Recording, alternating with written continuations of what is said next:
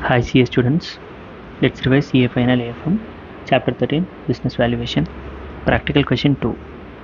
Eagle Limited reported a profit of 77 lakhs after 30% tax for the financial year 2011-12. An analysis of the accounts revealed that the income included extraordinary items of 8 lakhs and an extraordinary loss of 10 lakhs.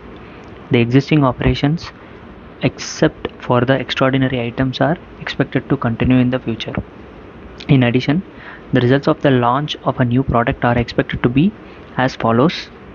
Sales is given, and then material cost, the cost relating to that product is also given.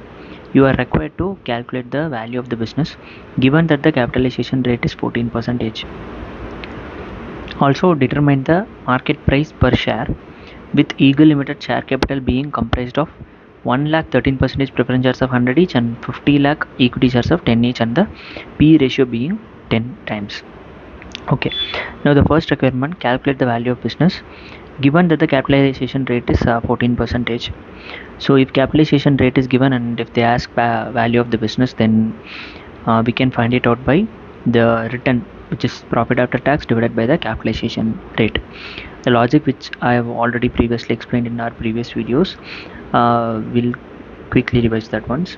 So it's so simple, like when we are finding the return percentage, we'll be using return divided by investment, which signifies for this investment this much return we are getting, and if we multiply by 100 we'll get the return percentage, that is the yield, right? Now instead of this investment we'll change it to value of business, because on this value only we are deriving this return. The return is nothing but profit after tax, and the return is nothing but capitalization rate.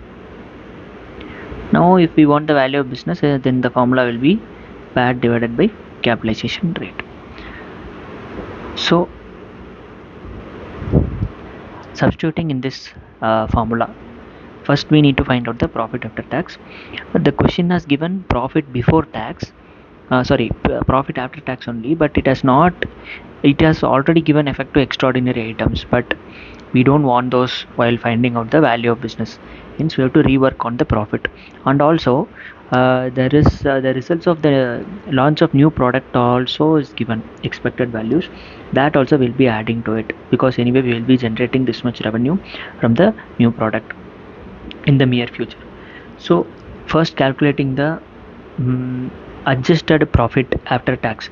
So we need to calculate profit before tax, because this profit is adjusted to tax, but the profit before tax of this one includes extraordinary items. So first we need to calculate profit before tax, then eliminate the extraordinary items, then we have to calculate the taxes.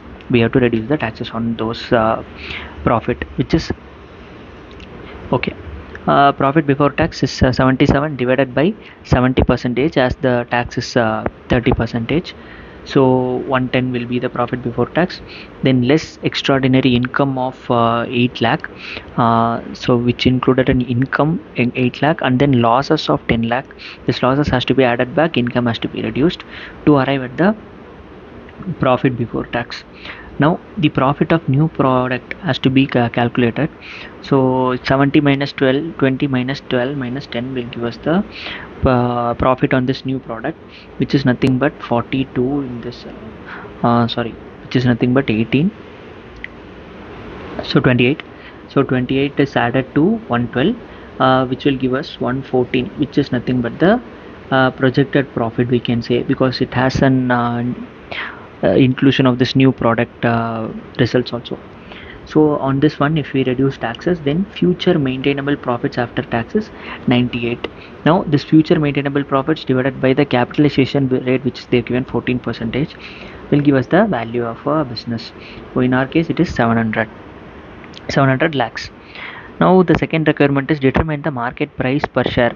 So they are asking MPS, and we have the info. They've given share capital of 1 lakh, then preference shares also there. So even if we calculate this future maintainable profits, we will be giving some dividend to the preference shares, as preference shares will be in cumulative nature mostly. So we have to compulsorily give the dividend to them.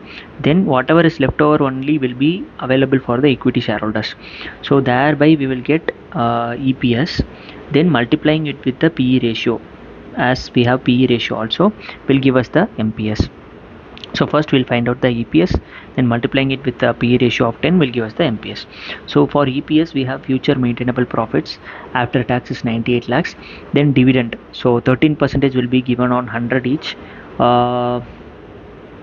Okay, the comprised of 1 lakh 13,000 13 percentage preference shares. So 1 lakh into 100 multiplied by 13 percentage is 13 lakhs, which will be reduced from the future maintainable profits.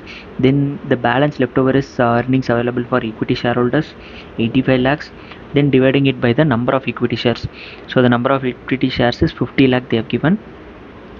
So 50 lakhs will give us EPS, which is nothing but 1.7 rupees in our case.